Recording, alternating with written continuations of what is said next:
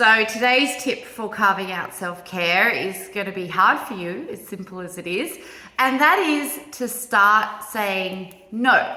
And I mean like a discerning no, not saying no to everything, but maybe you're going to start saying no to any additional school sports the kids want to do.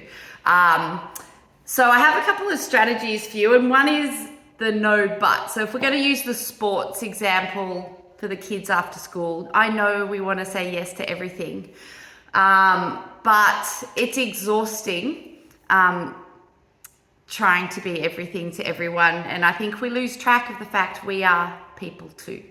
So the no but strategy is a way of saying no, but then either compromising or having an alternative that works for you. So this, I've got two examples, one in a personal setting and one in a business setting here at the studio. So someone wanted to cancel their session within 24 hours. We have a 24-hour cancellation policy, and that's in place to protect the trainers as well as to protect the clients from unscrupulous trainers.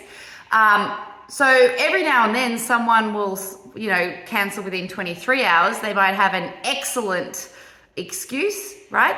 But it's our policy to say no. So what we do, we won't stop the payment. We will cancel the session, but they forfeit it. So what we do is we say no, but, and then we come up with an alternative. So the most common one we use is you can reschedule within the week, okay? And it's usually at a time that's convenient to us. No, but you can give your session away. We can turn it into a gift card, and or certificate, and you can give it to a friend, because that works sort of to build leads for us. So it's a no, but it's not a hard no. In both of those scenarios, there's a way of delivering value to the client, even while sticking with our cancellation policy. And that's very important if you're going to have longevity in this business.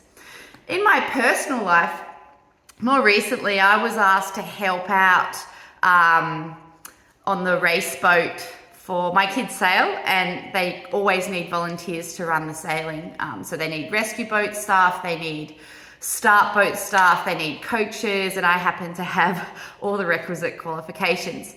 So I was asked to help on the start boat this particular Sunday, but I was also half rigged on my windsurfer, and it's literally the only time I'm really getting at the moment to exercise.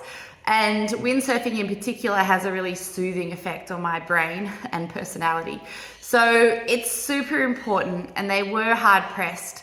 And I have been helping out most weeks, but this particular week, this was it. And one of the mums caught me.